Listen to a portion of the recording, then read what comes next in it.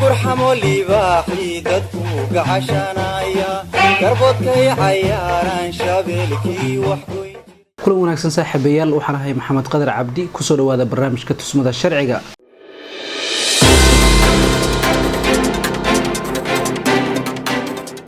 toddobaadka iyo barnaamijka tusmada sharciga wuxuu ku saabsan yahay damaanad qaadista xuquuqda lahaanshaha dhulka mawduucan wuxuu diiradda saarayaa in la fahmo waa maxay damaanad qaadista xaqa lahaanshaha dhulka ahmiyadda ay u leedahay bulshada in la damaanad qaado xuquuqda milkiyadda dhulka xiriir intee la-eg ayaa ka dhexeeya lahaanshaha dhulka iyo rabshadaha qalalaasaha colaadaha ka dhex dhici kara bulshada dhexdeeda xeerarka dalka kaalin intee la-eg ayay kaga jiraan ilaalinta xuquuqda helitaanka lahaansho dhul intee in la-eg ayay shareecada islaamka siisay xaqa helitaanka dhul martada barnaamijkuna waa abuukaate maxamed cabdi kadiye kusoo biri wadahadalka kuna soo dira aragti iyo su-aal wixii kaaga baxa nafarada idaacadda oo kale ah ewer 6966224 ewer 3 ama ewer 6966224 ewer 4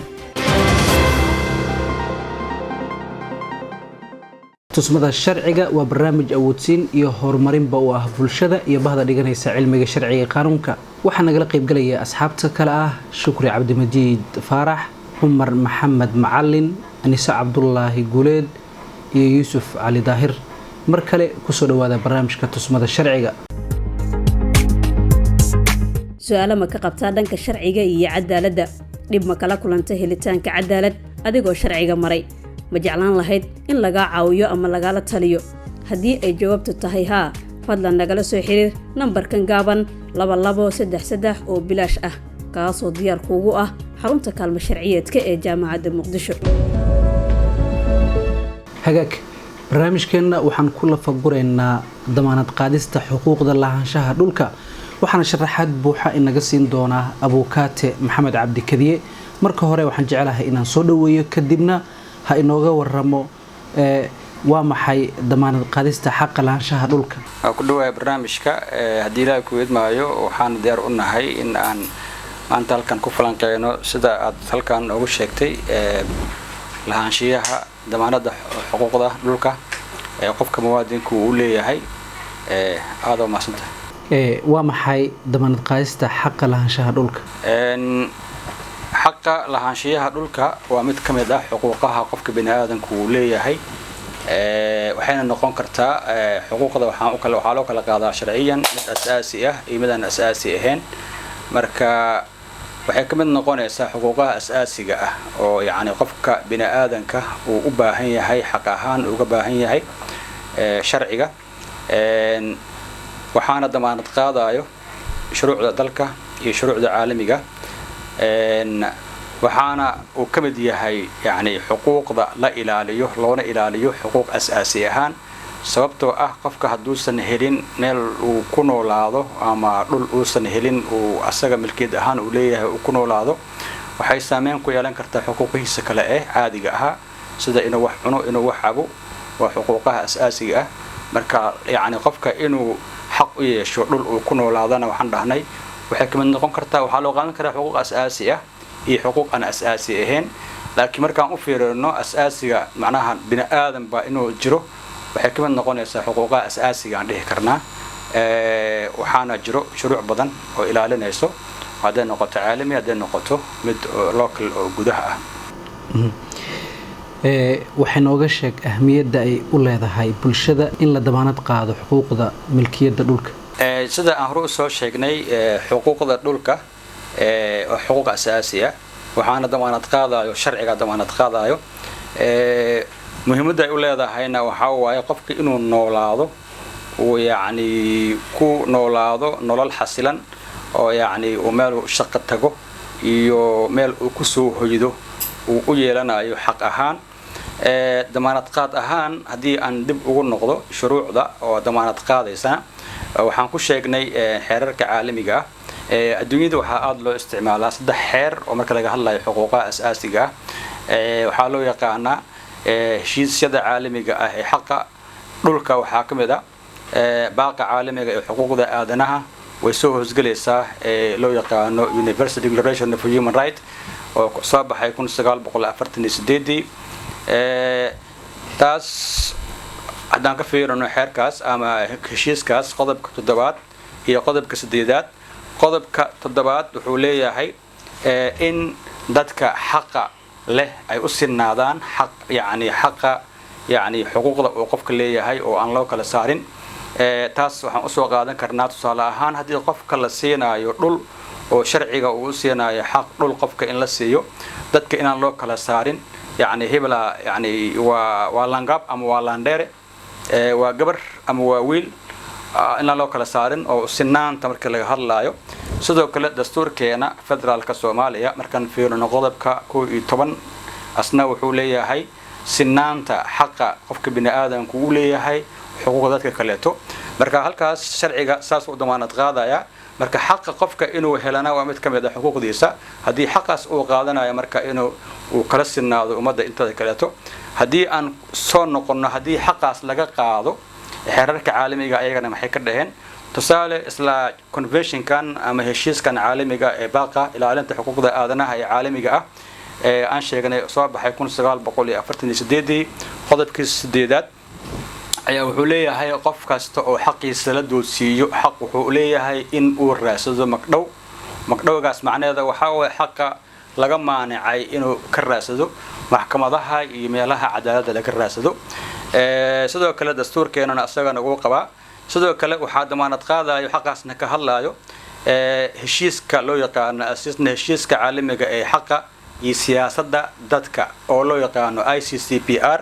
ee soo baxay 1966 asagana sidoo kale waa xuquuqda lagu ilaalinayo qofka siyaasadiisa iyo maxay toole xuquuqdiisa siyaasadda iyo xuquuqdiisa oo bulshada ah marka marka bulshada inuu ku dhex jiro waxa qayb ka ah inuu helo meel uu ku noolaado maadaama bulshada uu nool yahay asna xeerkaas damaanad qaadayo sidoo kale waxaa jira asna sida haddaan ka hadalno xeerarka caalamiga asna baaq loo yaqaan heshiiska caalamiga ah ee ilaalinta dhaqanka iyo arrimaha bulshada iyo arrimaha dhaqaalaha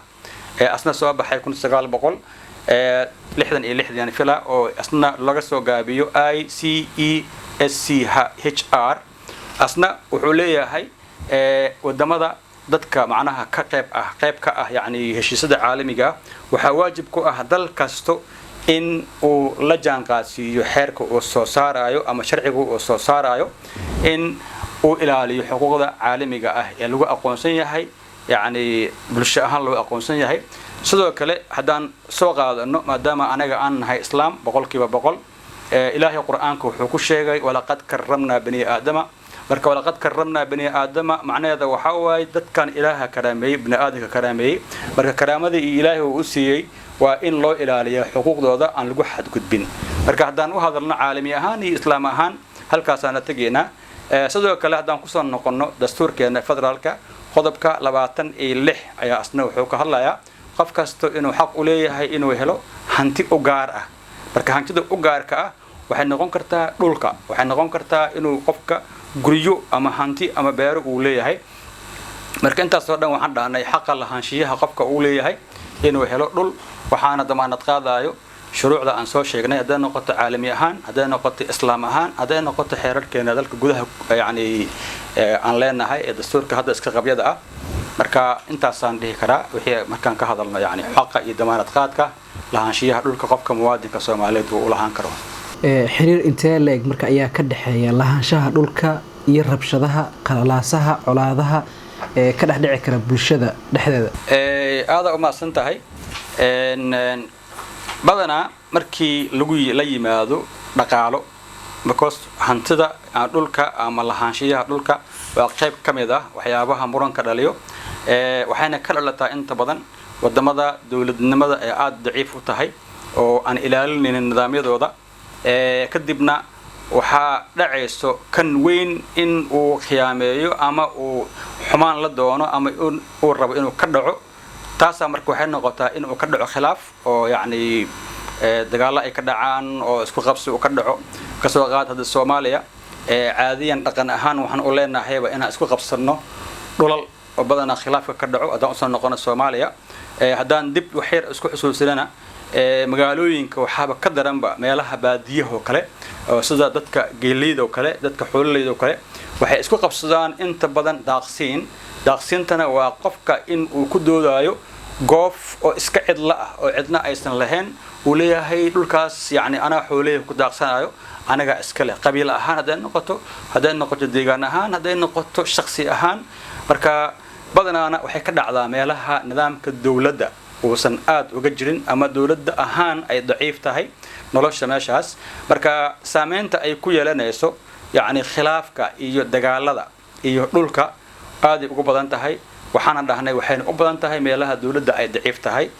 ka soo qaatay aan dib ugu noqono wadamada yani tagay markaan dhahno yani wadamada horumaray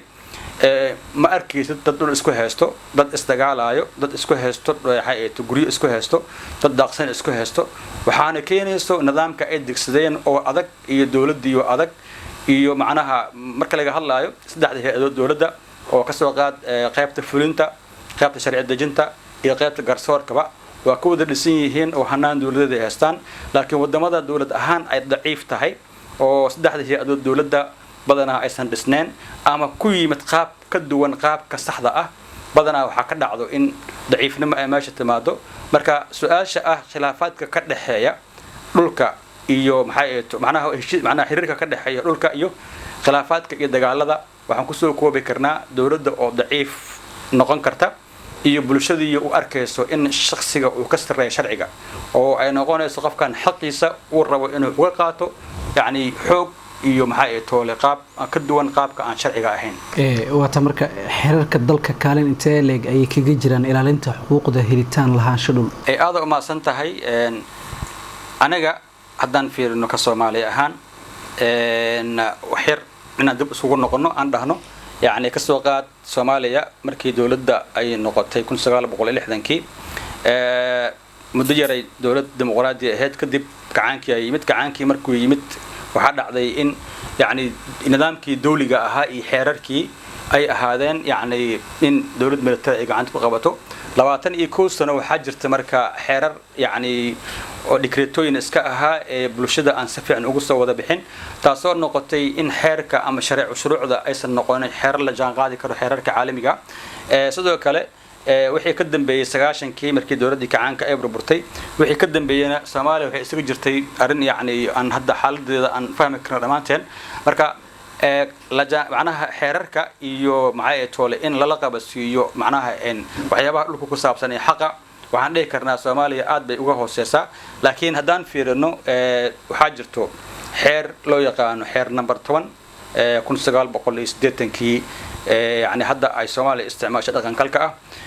asagana xeerkaas sidee loo fiiriyo badanaa ma sameeyanayo yani xuquuqda qofku uu u leeyahay dhulka iyo maareynta dhulka kama hadlaayo inta badan laakiin wuxuu sheegayaa kaliya in xeerkaas uu yahay xeerka hadda dhaqankalka ah Soomaaliya asagoon ahayn update sidoo kale hadaan fiiriyo dastuurkeena hadda aan gacanta ku hayno oo qabiil iska ah qodob waxaa jiro ka hadlaayo dhulka loo yaqaano qodobka 43 dastuurka federaalka kaasoo sameeyanayo oo dhahayo tusaale ahaan wuxuu ka kooban yahay ilaa iyo 4 qodob 4 point ilaa wuxuu ka kooban yahay 5 farqo 5 farqo mid kastana A E B E C ay kala leedahay macna dastuurka marka 43 waxa saas loogu dheereeyay waxay tahay in Soomaaliya aysan ka jirin xeer sax ah ee dhulka maamulayo marka qodobkaas wuxuu leeyahay Soomaaliya soo qaad dhulka waa kheyraadka koowaad ee Soomaaliya iyo saldhigga nolosha dadka dhulka waa in loo heestaa loo adeegsadaa loona maamulaa si cadaalad ah waxtarna u leh wuxuu kaloo farayaa in dawladda Soomaaliya ay baarlamaanka uu soo saaro xeerar la jaan qaadi karo xeerarka caalamiga laguna ilaalinayo xuquuqda dadka dhulka ay u leeyihiin wuxuuna kaloo sii farayaa in maamul goboleedyada sidoo kale ay la jaan qaadaan xeerkan yani oo federaalka uu soo saari doono si loo maareeyo dhulka dadka xuquuqda ay u leeyihiin iyo qaab dhaqanka ayadoo la ilaalinayo in aan isku xadgudbin taas macnaheeda waxay ka dhigan tahay oo qodobkan aad loogu dheereeyay in muhiimadda ay u leedahay xeer in laga soo saaro Soomaaliya ayuu xoog saaraya marka hadda markaan fiirino Soomaaliya xeer sax ah oo yani la qaadan karo oo dadka ay isku maamuli karaan وآد ويريهاي ولو هدا يعني دستورك وفرايو دستورك وقبيه هاي مركا مهمة وحر أولي هاي يعني إن دولك الله ماريو آد مهم وياهاي لكن ولي وحن كجرنا يعني إن لقب سنة عالمك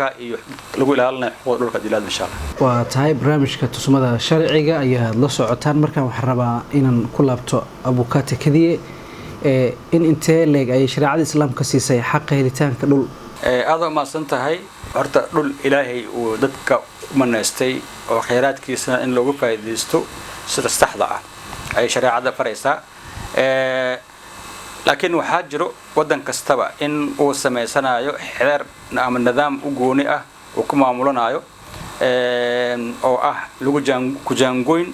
in yani qofka meel uu ku noolaan karo oo yani dadka kale tana uu u siinayo jaanis inay ku noolaadaan ayay shariicada ay faraysaa in oo qofka iska qabsado dhul ilaa intaas la eg dadna ay dhul la'aan ku dhacdo oo cadaalad darrada shariicada kama taliso shariicada waa cadaalad oo macnaheedu yahay dhulkan waa dhul ilaahay laakiin uga noolow meesha adiga ku anfacdo oo aad ka manaafacaadsanaan karto inaad ku noolaato aad beero ka abuurato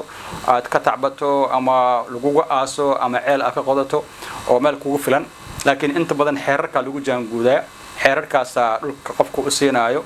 inta yani oo qofka u lahaan karo yani cabir ahaan waata marka qofka caadiga ah dhul intee leeg ayuu yeelan karaa marka marka waxaan u fiirinaynaa soomaan xeer ahaan iyo dal ahaan oo sharci marka loo fiiriyo oo shariicada ka sokow anaga shuruucdeena waxaan isticmaalnaa laba xeer oo يعني هل حيران استعمالنا عاديا لكن لجان قاضي حير نمبر 41 soo baxay 1973 qodob baqaar oo ka ogolaanayo oo ogolaaday xeer number 10 1980 soo baxay oo yani maamulka gobolka Banaadir oo lagu fidiyay dalka oo dhan xidmarteenkaas marka xeerarkaas oo dhan kuma qorno jaangoyn qofka lagu jaangoynayo cabir kaliya oo ka soo qaad qofka inuu lahaado 20 lagu dhuftay ama 22 lagu dhuftay ama cabir ma sheegayo xeerkeena oo yani taasaana waxay keentaa hadda dhibka ugu weyn ee Soomaaliya ka jiro oo waxa arkaysaa dad intay iska qabsadaan dhul goof ah iska cabirtaan ay dawladdu soo sharciyeyso waxa laga yaabaa qof kale oo dhul u baahnaan karay ama wax kale oo sameeysan karay yani dhulki inuu waayo marka ma leeyahin anaga sharci u jaangoynayo qofka cabir ilaa inta la eg oo lahaan kara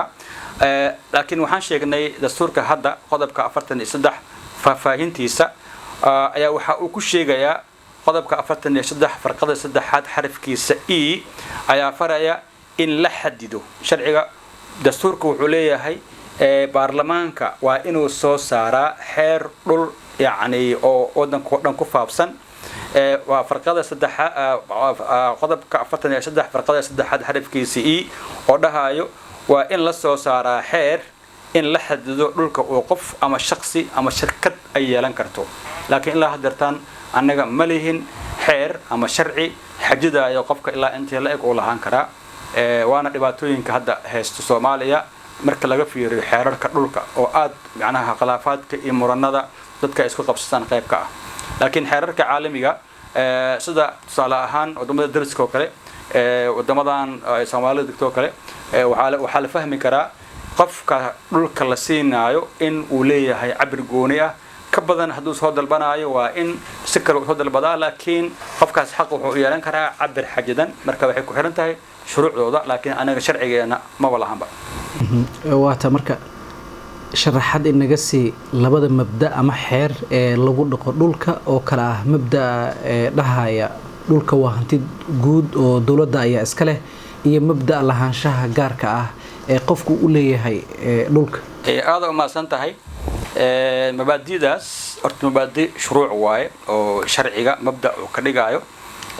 waxaana kamid ah qodobka 26 ee dastuurka federaalka Soomaaliya farqadiisa koobaad ayaa waxay leedahay قف كستا يعني إن وحق ليه إن وحلو هنتي وجونية هنتي داسنا ويعني واستعماله sida sharciga uu faray hadduu uu usoo codsado qofku wuxuu usoo codsan karaa inuu ka samaysto maxay ay to dhul maxay ay to meel uu dego uu ku noolaado ama beer uu ka samaysto xaq uu leeyahay mabaadi guud waaye oo lahaanshiya xaq qofkaas siinayo laakiin firqada labaad isla qodobkaas waxay leedahay dhulka qofka gaar ahaan loo siiyay dawladda way kala noqon kartaa waxay uga noqon kartaa sifo sharci ah oo caam ah kasoo qaad waxaa dhici karta dhulkan adiga lagu siiyay oo deg lagu dhahay oo wax ka samaysto lagu dhahay hadday ku timaado dan caam ah kasoo qaad meeshii waxaa soo gashay wadda soo gashay dawladda way kala noqon kartaa waxaa loo baahan karaa meesha adiga lagu siiyay in ay noqoto meel dan caam ah kasoo qaad isbitaal laga dhis rabaa isbitaal ay muhiim u tahay goob waxbarasho ay muhiim u tahay waxay muhiim u tahay waxyaabaha lagu fududeeyo hay'adaha dawladda waxyaabahaas oo aad timaado dawladda xaq waxay u leedahay in dhulkaas ay kala wareegto ay kala wareegto hantida gaarka ahna lagu siiyay waa laga wareegi karaa laakiin waa in la helaa shuruudo iyo macay toole iyo asbaab laga wareegi karo marka qofkaas xaq muxuu yeelay dhulka laga wareegay haddii dhulka uu xaq qofkaas u lahaa laga wareegay qofkaas xaq wuxuu yeelanaa asagana dawladda inay siiso dhul u qalmo dhulka laga wareegay oo dawladda ay siinayso oo magdhaw ahaan loo siinayo waxaana dawladda waajib ku noqonayo haddii meeshaas ay ka dhisneed daartaasna qarashaadkii ku baxay lacagtii ku baxday in looga dhiso meesha la siinayo marka hantida gaar ahaaneed qofka xaq u yeelanayo haddana hadday soo gasho hanti macnaha waxaan ku wadaa dan caam oo dawladda ay kaga baahato way ka qaadan kartaa way ka wareegi kartaa sidoo kale waxaa ayadana qabo xeerarkan oo xeer number 10 uu qabaa 1980kii sidoo kale xeer number 41 1973 asagana qaybta xeer number 10 kan uu ka ogol yahay ayadana labadaas xeerna way qabaan in qofka hanti gaar ahaan uu yeelan karo laakiin lagu wareegi karo hanti maxay ay dan caam in lagu wareegi karo waa tahay markaan waxaan soo dhaweynayaa ka qaybgalayaasha waxaa ugu horeyso Aniso Cabdullaahi Guleed Aniso soo dhawow su'aasha aad weydiin lahayd abukaatikadii aad u mahadsan tahay abukaatahana aad u mahadsan yahay abukaataha waxaan rabaa inaan weydiiyo dadka dhulal laga dhacay kadibna dhulalkoodii ku soo ceshtay qaab yani iyagoo aan dawlad u dacwoonin ay inta baxaan qoryo qaataan ay dhulkooda dib u soo ceshteen dadka hadhow sharciga ma qabanaya oo dhibaatooyinka ay geysteen markay dhulka soo ceshanayeen aad ma san tahay Aniso waa su'aal aad muhiim u ah inta badan yani ka dhex jirta dalka kana dhex guuxayso qof kasta oo yani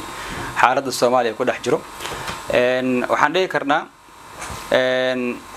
sharciga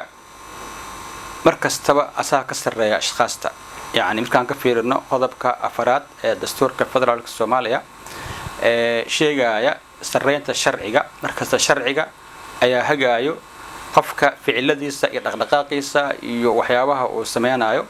مركا قفك هدي لو حد قدبو أو هنتي لقاقاتو سحوق لوقاتو أما سقل دنهر لوقا سوقاتي إنه أسجانا حوق كراسدو تا معنى هذا وحواي وحدان حقا الوقت كلا استعماله وحلو يقانا جنجل لو ومعنى هذا يهي ضد دورات عمل نقونينا سدي حولها عمل الله رقم نقونيسا حولها مركي واحد اسكت دفان أي معناها أي ونف وحنا يوكلاته ونف كلا كحوق بدي ماذا وكحوقه مركا أنا بني آدم النهاي إلهي بني آدم كعقل يسيري أو خليفة في الأرض لا نقدر شريعة الإسلام كان habraac ay u sameysay xeerarka dalkan habraac ay u sameeyeen marka hadalkaas jawaabtiisa waxa waaye ma ahan qof in hadii xoog yaani ama si fashal cad waxa looga haysto inuu xoog ku raasado hanaanka maxkamadaha waxa loo sameeyay in yaani qofka markuu dacwo uu ku soo ogo qofka xaq qofka kale uu ku leeyahay oo soo maro habraac sharci ah oo soo furto dacwo ka soo qaad tusaale ahaan hadii xooyar aan ku iftiimiyo labada qodob ugu muhiimsan dacwad furista xeerarka madaniga maadaama waxa laga hadlayo ay yihiin madani oo hanti la isku haysto ay tahay qodobka 119 ee xeerka habka madaniga Soomaaliyeed la akhriyo qodobka 117 ee xeerka habka madaniga Soomaaliyeed ayaa waxa uu faraya ama uu leeyahay qof kasto oo ka maqan hanti waxay noqoto ha u soo maro habraac sheegashadiisina uu soo cadeysto dokumentiga uu la yimaado oona hor keensado maxkamadaha awoodda u leh qofkaasna maxkamadda ay wacdo ay weydiiso ay u kala garnaqdo ayna u kala qaado sidoo kale sharciga haddana waxa uu sii farayaa haddaan fiirino xeerka madaniga waxaan filayaa inuu yahay 317 ee xeerka madaniga Soomaaliyeed oo asna faraayo dadka markay maxkamad ahaan dacwad ugu imaadaan ayagoo isdacweynayo garsooraha dacwadda loo keenayo sharciga wuxuu waajib uga dhigayaa dadka inay isku noqdaan oo ayaga ay soo sameystaan sulux ama heshiis ay ku soo sameystaan intaan dacwad la imaanin ka hor marka bini aadanka sidiisana wuxuu ku noolaan karaa qaab amaano ah iyo amni iyo isjecel waxa isku leedahiin hada kala cadeystaana in xaqiina shariicadana ay u kala saaraysto sharciina u kala saarayo qofka wax sheeganayo inuu cadeysto uu yiraahdo ana xoolaha iskale qofka lagu sheeganayana inuu yiraahdo ana iskale kadibna markii cadeemihii loo kala keensado nabiga sallallahu alayhi wasallam wuxuu yiri dadka wax isku sheeganayo inta badan qofna wax ana iskale uu leeyahay kana ana iskale uu leeyahay nabiga sallallahu alayhi wasallam marka xadiidku waxa ku cad uu leeyahay labadiina aniga ma ogi waxa aad kala sheeganaysiin midka xaq iskale laakiin adinku waa is ogtiin qofku wax sheeganaya midkood inuu qaldan yahay oo xaq darro ku socdo marka digniin wuxuu siiyay oo ah qofkiina og in wax baadil ah uu ku doodayo wax xaq darro ahna inuu qaato uu ku talagalay oo ka aftahamsan yahay qofkan kale oo xaq iskale inuu qaadanayo qayb ka mid ah naarta oo aakhir la soo istaajinayo waxa uu adduunyadan ku soo khiyaameeyay oo u soo qaatay aan u soo xugmiyay aanun ogeenin marka ayadana waa xadiis marka muhiimadda waxa waa shariicadana saasay fartay habraacaas leedahay sharcigana sida aan sheegnay qodobka 119 iyo 117 ayaa habraacaas isaga waafaqsan marka hadalka jawaabtiisa waxa waaye qof inuu xoog qof kale wax ugu qaato waa jungle law symbol waa tahay markaan waxaan soo dhaweynayaa Cumar Maxamed Macalin Cumar soo dhaw su'aasha aad weydiin lahayd abukaati kaliya abukaata waxa weydiinayaa inoo tilmaam xeerarka caalamiga iyo dastuurka Soomaaliga damaanad qaadka lahaanshaha dhulka aad ma santahay su'aashaada muhiimka ah waxaan dhahnay Soomaaliya waa mid kamid ah dawladaha caalamka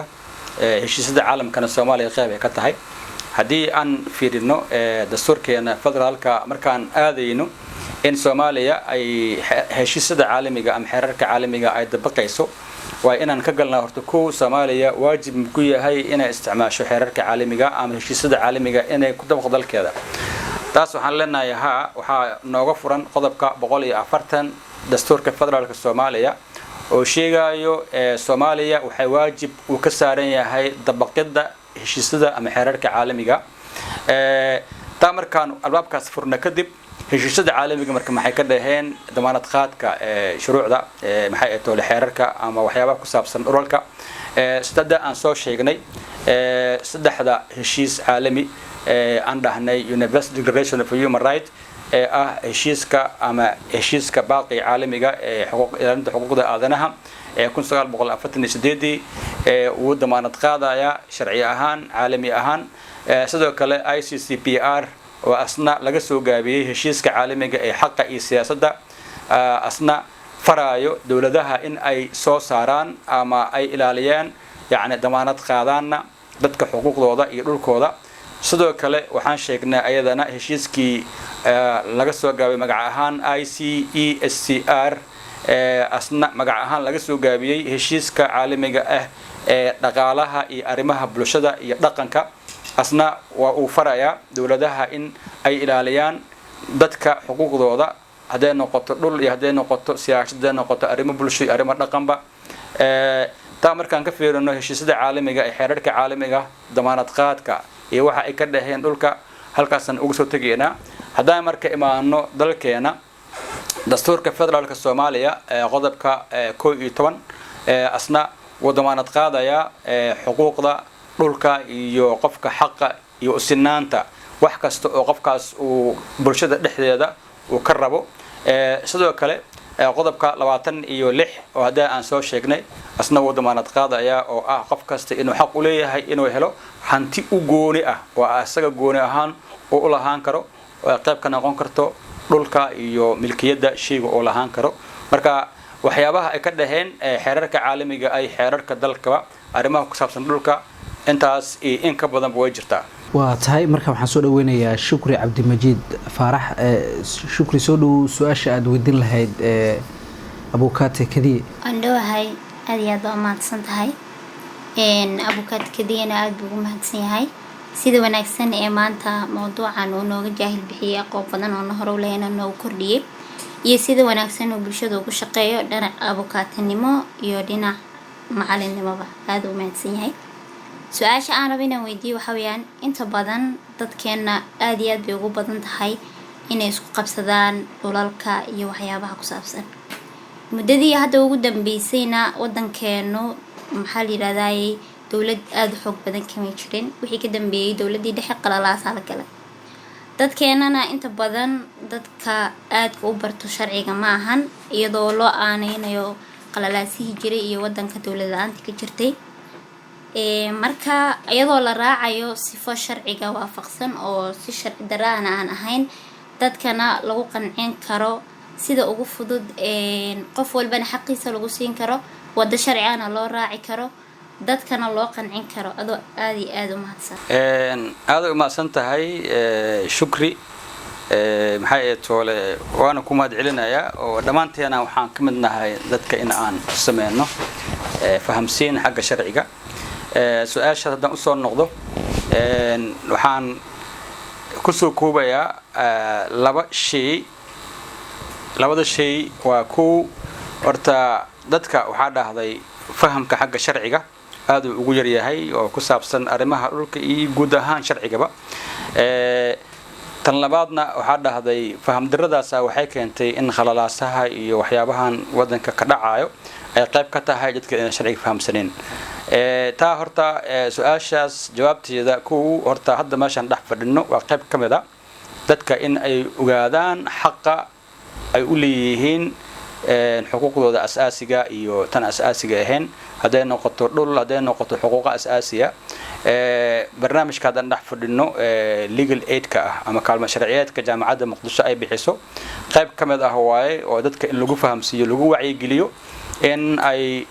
yani ogaadaan xaqooda ayagoo aan dhib iyo dhibaato isu geysanin ay ogaadaan kadibna ay aadaan meelaha ay ka raadsan karaan kaalmo sharciyeedka. kaalmo sharciyeedka muqdisho jaamacadda muqdisho qaybtan legal clinic ay bixiso ama legal aidka ama ay bixiso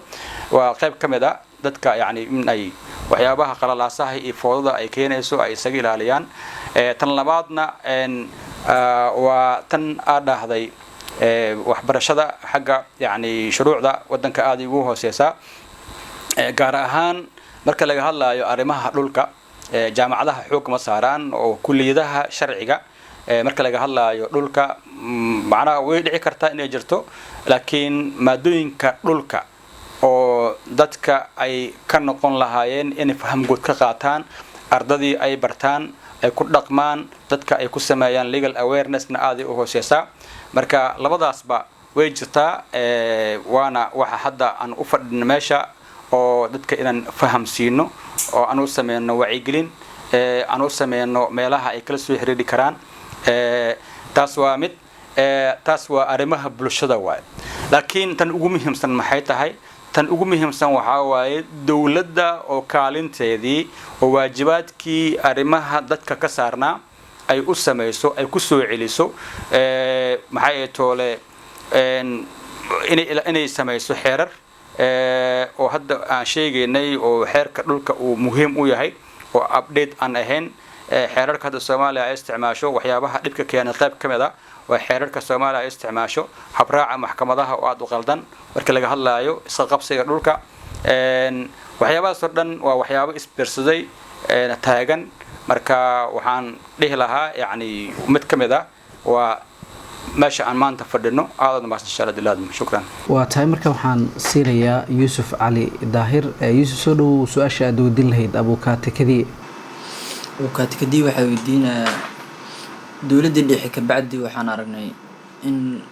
qalaaso ay ka jiraan dhulka iyo dagaalo keenaya in dadkii ay dhul badan haysan oo dad gooni ay gacanta ku hayaan. dadkaas sidee dawladda ay u maareyn kartaa dadkan oo waxba haysan oo wax u helaan dadkaasna ay wax filan oo ka helaan aad ma santahay mudan Yusuf waa su'aal ayadana muhiim ah maadaama hadda wax ka su'aal kasta marka fiiriso waxay ku qiimaysan tahay xaalad dalka ka jirto intaana kulligeena wada waaqici nahay oo wala soconnaa dalka wax ka socdo su'aasha waxaan u fahmay inaad dhahday dadka dhulka يعني له يعني ملهن قاب لغو ماريو dad badan waxa arkaysaa dhul badan leh iyadaan dhul lahayn iyo su'aasha labaad oo ah dawladda maxaa ay ka qaban kartaa arrimaha noocaas horta waa ku soo celinay qodobka 43 ee dastuurka federaalka Soomaaliya su'aashaas jawaabteeda asaga si waadax u bixiyay oo yani inta badanna adduunka waxa ka jirto wax loo yaqaano waxa jirta hadana loo yaqaano John Austin iyo Aristotle oo philosophers caalami ah ee 1780 ka hadlay yani fahamka dadka sharciga iyo waxyaabaha sharciga uu ka yahay bulshada dhexdeeda nimanka waxay dhaheen hadaan xogaa yar luqada English ku hadlo waxay dhahaan laws are in written only but not in practice oo macnaheedu la jeedaan shuruucda kaliya way qoran yihiin ee lagu ma dhaqmo marka hadda waxaan hadalkaas ugu dan leeyahay su'aashaas jawaabteeda waxay ku qoran tahay qodobka 43 ee dastuurka federaalka Soomaaliya hadii dastuurka federaalka hadda waxyaabaha uu farayo qodobka 43 ee kaga aadan arrimaha dhulka iyo dawladda siyaasadda uga dagsan iyo sharciga uu farayo hadii la dhaqan geliyo oo lagu dhaqmo oo aan kaliya uusan qornaanin waxay noqon kartay in yani jawaabaha ka soo bixi kara dhibaatooyinka ka taagan dhulka la xalin lahaa marka hadii aan fiirino qodobka 43 farqadiisa koowaad horta wuxuu leeyahay dhulka horta khayraad dadka ka wada dhaxeeyo khayraad dadka ka wada dhaxeeyo ummadaas oo dhan khayraad ka wada dhaxeeyo waaye farqadiisa saddexaad waxay leedahay su'aashaas jawaabteeda waaye xukuumadda federaalka waa inay dejiso siyaasad dhuleed oo heer qaran ah oo si joogto ah dib u eegis loogu sameeyo siyaasadaasi waa in ay xaqiijiso sinaanta fursadaha helitaanka dhulka iyo ka faa'iideysiga khayraadkiisa waxay kaloo danasi leedahay waa in dawladda ay sameysaa damaanad qaadis ay dawladda damaanad qaadaa xuquuqda lahaanshiyaha dhulka iyo diiwaangelintiisaba sidoo kale dawladda waa in ay damaanad qaadaa xaqiijinta ka faa'iideysiga hadda damaanad qaadka hadda macnaha meesha lagu sheegay dawladda waa inay xaqiijisaa oo qofkaas inuu ka faa'iideystay inay damaanad qaadaa dhulka yani si waafaqsan mabaadi'da marka mabaadi'da waxaan la aadi karnaa mabaadi'da shariicada islaamka dawladda dadkaas xaqa ay leeyihiin oo ay u damaanad qaaday haddana in ay dib u sii fiirisaa damaanad qaadkaas ma hirgalay oo dadkaas xaqa dhulka u lahaa ma heleen sidoo kale waxay sharcigu uu leeyahay oo qodobkan uu leeyahay farqada saddexaad xarafkiisa D in si degdeg ah loogu wada qanci karo loo xaliyo khilaafaadka ka dhasha hadii khilaafaad uu dhasho in si degdeg ah loo xaliyo haddana wuxuu sii sheegayaa farqada saddexaad xarafkiisa E dastuurka in la xadido su'aasha jawaabteeda waa in la xadido dadka dhulka la siin karo taasoo noqonayso waxaad arkaysaa hadda dad haysto dhul ilaa intaasoo goof dadna aan dhul haysanin mararka qaarkood xamar waxaa la yiraahdaa dadka dhulka leh ee dadkaan laheenin dadka dhulka lahaa badan dadka macnaha oo yani badan marka waxaa dhacayso wax loo yaqaano imbalance oo yani isbaacnaha markay noqoto macnaha isbarbardhigga bulshada in ay miisaan dhinac u bato dadka masaakiinta ay meesha ku bataan dadka xoogaaga haystayna ay ku takrifalaan xoolahooda hadda ka soo qaad waxaad arkaysaa ka bilow xamar ilaa iyo ceelasha bilaah ilaa afgooy dhul goof ah oo cidna aan deganeyn oo haddana qaali ah xamar dhexdeeda waxaad ku arkaysaa guryo oo yani meel ay ku yaalaan adigaba aad ka cabsanaysid oo lacagta loogu jiro ay qaali tahay xagga amni markaan ka fiirino waa xaalad laakiin markaan ka fiirino xagga maamulka siyaasadda dawladda aad bay daciif u tahay sidoo kale farqada saddexaad xarafkiisa F ee dastuurka wuxuu leeyahay in la nidaamiyo dhaqdhaqaaqa suuqa ka ganacsiga dhulka marka dadka hadda waxa arkaysaa ganacsiga dhulku galayba qof waxa arkaysaa uu lacag u helayaa wuxuu dhulkan gashanaya dhulka marka uu sii kacaya uu sii qaaliyoobaya waxay noqonaysaa marka masaakiintii dhulka yacni ku noolaan lahayd in la yiraahdo ka kac meeshka guur waxna ma haysto ninka maskiin waaye qof lacag laha imaanayo wuxuu leeyahay watan hadda ka jirto Soomaaliya yacni dadka xogaaga haysto ama hadii aan xogaa ka galo arrimaha siyaasadda galo waa soo gashaa masaakiinta marka lagu durmay dhulka noocaasa marka su'aasha jawaabteeda guud ahaan waxa ka jawaabay qodobka 43 dastuurka federaalka Soomaaliya oo faraayo in la dhaqan geliyo oo baarlamaanka ka soo saaro xeerkaas oo nidaaminayo hab dhaqanka bulshada iyo dhulkooda amaashinta ugu dambeyn marka maxaa talo ah oo u soo jeedin lahayd dawladda iyo guud ahaan bulshada Soomaaliyeed si loo helo lahaansho dhul oo ku salaysan sinaan iyo cadaalad su'aasha jawaabteeda waxaan u qaadanaynaa laba meel midna ku socoto dawladda midna ku socoto shacabka tan shacabka ku socoto horta shacabka waxaan u soo jeedin lahaa maadaama aan islaam nahay shariicada islaamka in aan ku kala baxno oo yacni in aan la dhibin oo qof kale uusan dhibin in dadka ay fahmaan waxyaabaha sharciga ku saabsan sida kasoo qaad su'aal ahaan ayad quraan oo waxaa jirto dhahayso fasalu ahla dhikri in kuntum la ta'lamun oo macnaheedu yahay hadii arin ay ku qabsato qofka cilmiga u leh weydii dhibka ku haysto sad ugu daawoodo sida qofka xanuunsan uu aado dhakhtarka kale ayaa qofka xagga sharciga dhibka ka soo gaaro ama uu dareemo in sharci ahaan oo yacni faham uusan lahayn ama wax ka qaldan yihiin in uu aado xafiisyada shuruucda dadka qareenada ama sharci yaqaanada uu tago ay siiyaan legal consultants waa lacag la'aan badanaa legal consultancy ama yacni in qofka sharci ahaan qofka talo uu siiyo xeerarkan ay ku qoran tahay waa lacag la'aan dadka inay halka aadaan horta ku tan xagga dawladda waxaan soo jeedin lahaa tan hadda dastuurka qodobka 43 uu faraayo oo ah in la soo saaro xeerar la jaan qaadi karo xeerarka caalamiga lagana dhigo dalka oo dhan maamul goboleedyada wada gaarsiiyo baarlamaankana uu xoog saaro arrimaha bulshada oo soo saaro xeer dhuleed ee kala nidaaminayo hab dhaqanka dhulka ee bulshada guud ahaan inta ayaan kusoo gabagabeynayaa barnaamijkii tusmada sharciga oo aanu maanta ku egnay daban qaadista xuquuqda lahaanshaha dhulka waxaana sharaxaad buuxa inaga siiyay abukaate maxamed cabdi kadiye sidoo kale waxaan nagala qayb galay asxaabta kale ah shukri cabdimajiid faarax cumar maxamed macalin aniso cabdullaahi guleed iyo yuusuf cali daahir intaan ku kulmi doono barnaamijkan mid lamid ah waxaan kaga tegaynaa sidaas iyo amaan allah magurxamo libaaxi dadku gacashanaya garboodkay cayaaraan shabeelkii wax